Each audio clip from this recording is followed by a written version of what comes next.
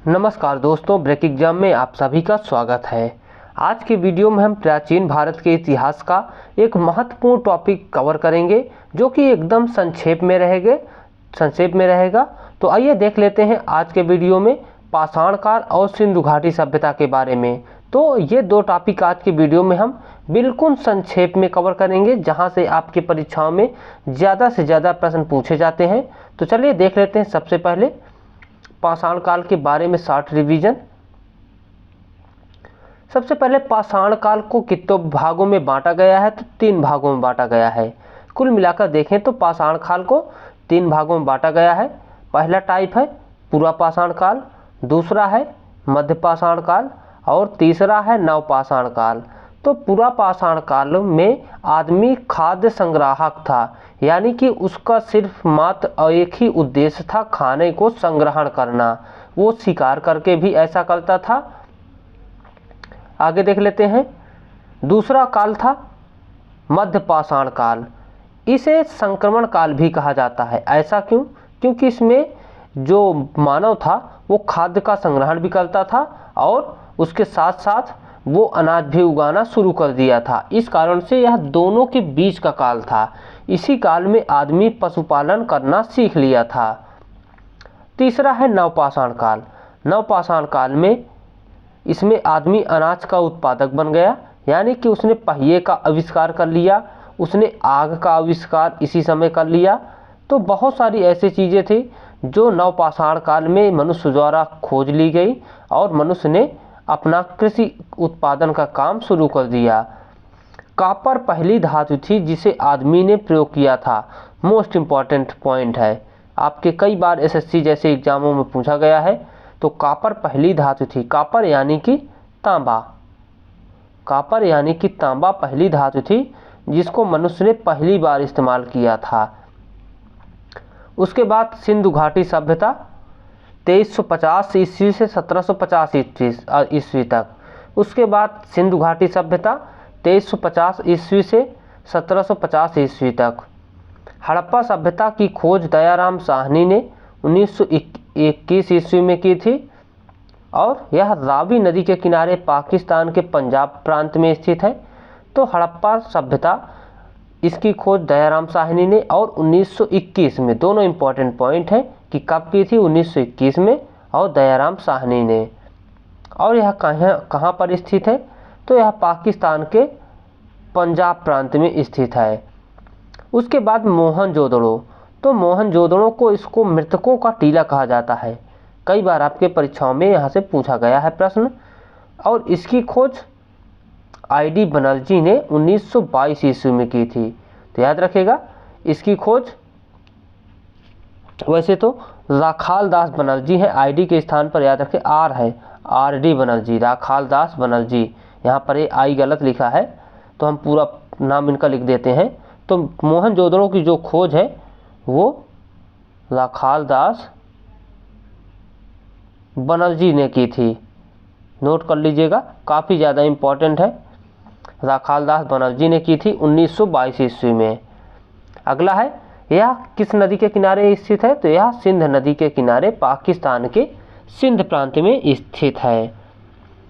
और इसमें क्या एक महत्वपूर्ण अवशेष मिला है?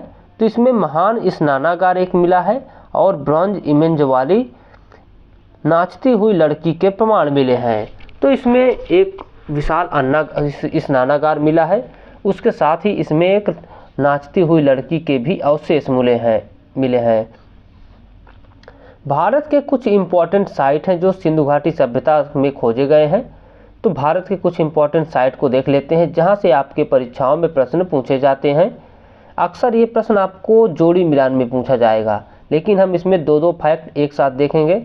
जैसे कि कालीबंगा किस नदी के किनारे स्थित है? तो घग्गर नदी के। और किस प्रदेश में स्थित है? तो राजस्थान में। उसके बाद रोपड़ देख लेते हैं। तो रोपड़ किस नदी के किनारे स्थित है? तो सतलुज नदी के। और कौन से प्रदेश में स्थित है? तो पंजाब में। उसके बाद लोथल भोगवा नदी के किनारे स्थित है और गुजरात में स्थित है। उसके बाद बनवाली, यह सरस्वती नदी के किनारे स्थित है और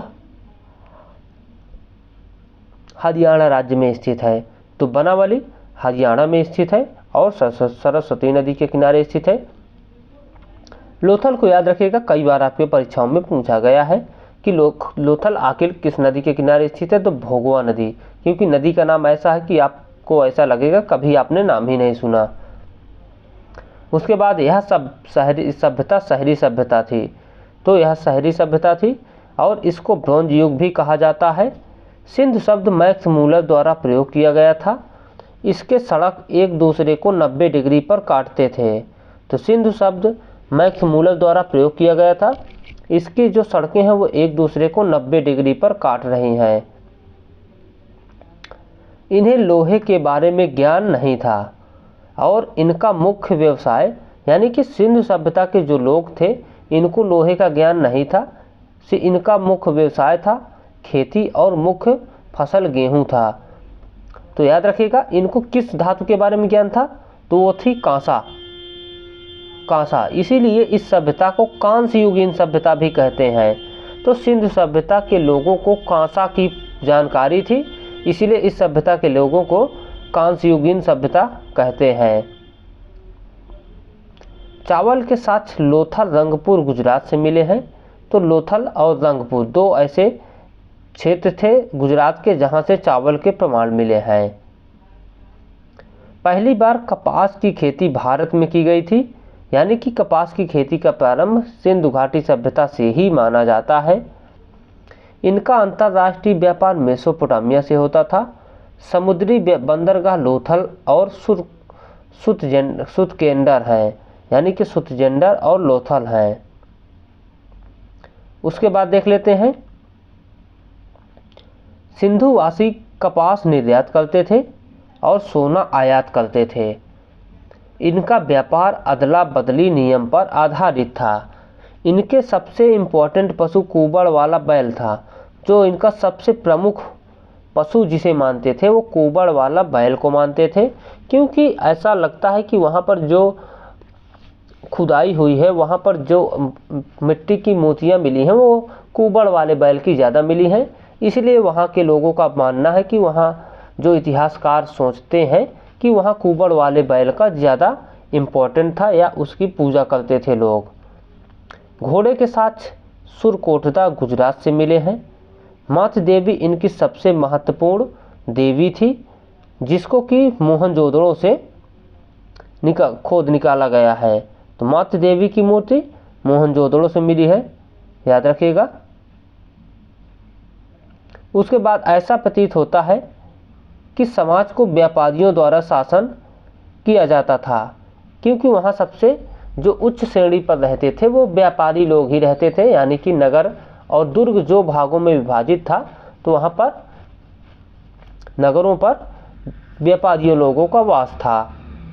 और उनकी जो लिपि है वो कौन सी थी, तो पिक्टोग्राफिक, जिसे यानी कि भाव चित्रात्मक के नाम से जाना जाता है। तो पिक्टोग्राफिक लिपि को भाव चित्रात्मक लिपि के नाम से जाना जाता है। तो चलिए दोस्तों, आज के वीडियो में बस इतना ही। हम आपको संक्षेप में सिंधु घाटी सभ्यता और पूरा पाषाण काल के बारे में बता चुके हैं। मिलते हैं आपसे नए वीडियो में, तब तक के लिए thank you for watching break exam.